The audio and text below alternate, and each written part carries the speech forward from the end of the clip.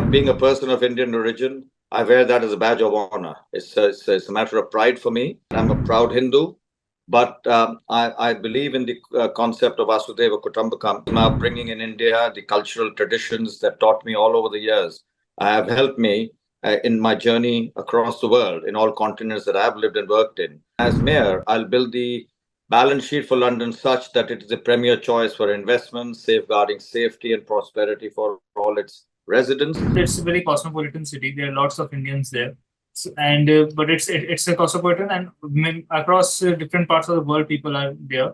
So, how has been your experience in UK for the past 20 years? As I said, you are here. How has been your experience so far?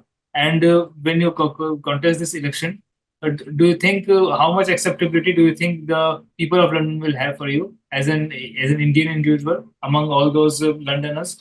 How much acceptability do you think people will have for you? Well, that's a great question. Firstly, being a person of Indian origin, I wear that as a badge of honor. It's a matter of pride for me, and I wear that. I'm a proud Hindu, but I believe in the concept of Vasudhaiva Kutumbakam, and that is important because my upbringing in India, the cultural traditions that taught me all over the years, have helped me in my journey across the world, in all continents that I've lived and worked in. So the London is, I view it as a global bank, if you will. It's a place where people come in, different cultures thrive. People come in for opportunity and growth. So it's akin to a global bank of the world where diverse cultures converge and flourish. And as mayor, I'll build the balance sheet for London such that it is a premier choice for investments, safeguarding safety and prosperity for all its residents. I go across, there are 32 boroughs in London, and then you have the City of London.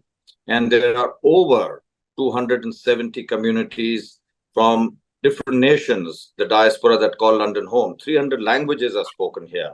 So I speak several languages myself.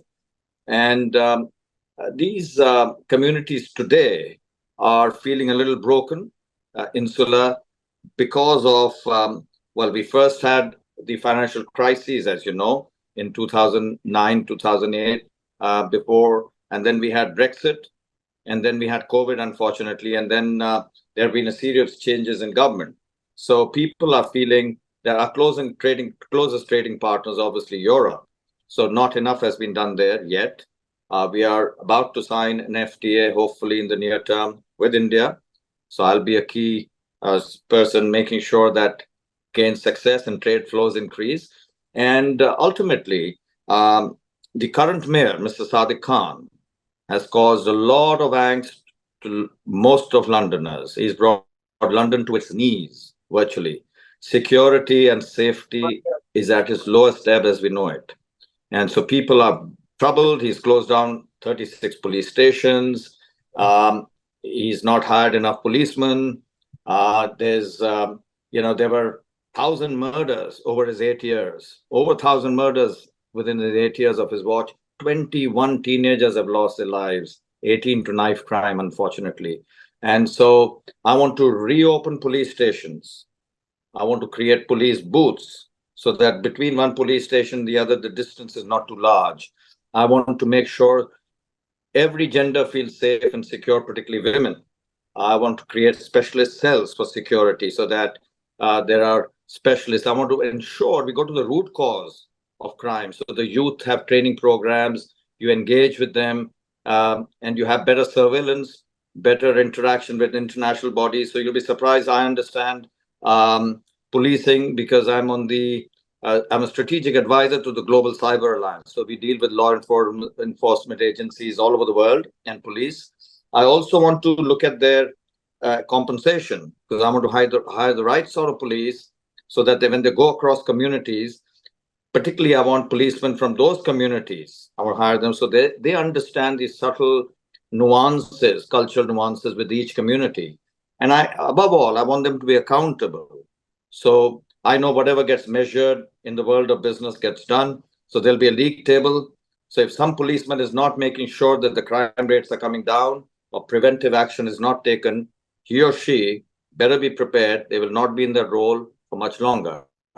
And equally, London is today the most congested city in the world. It's also the slowest city in the world on a survey conducted by TomTom for the slowest city, but also on a survey conducted on 1,000 cities in 50 countries. Over 156 hours are wasted by an average driver moving around in congestion. That is affecting mental health, that is slowing down the movement and polluting the air. And equally, there's a loss of growth because if you're not moving around, the freedom of movement is as important as the freedom of speech. And each average driver is losing about 1,375 pounds. So I'm going to abolish some disaster policies that have gone through, like there's something known as the ultra low emission zone. I'm going to abolish that totally.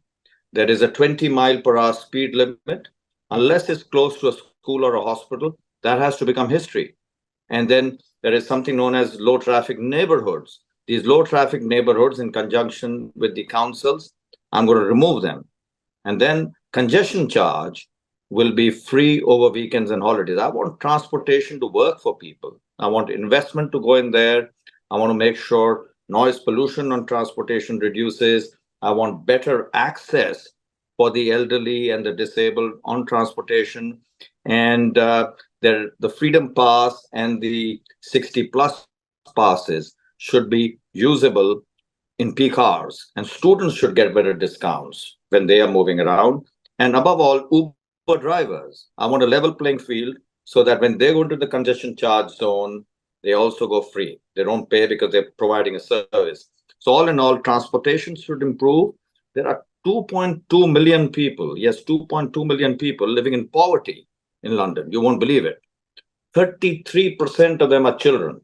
So I've got a leveling up agenda, which basically means I bring these people out of that situation, better education, better opportunity for the youth, flexible employment, again, education for the adults. Some of them need training, retraining. Uh, that's critical for me. I want affordable housing, more genuine affordable housing. Mr. Khan has only constructed 4% of his affordable housing targets.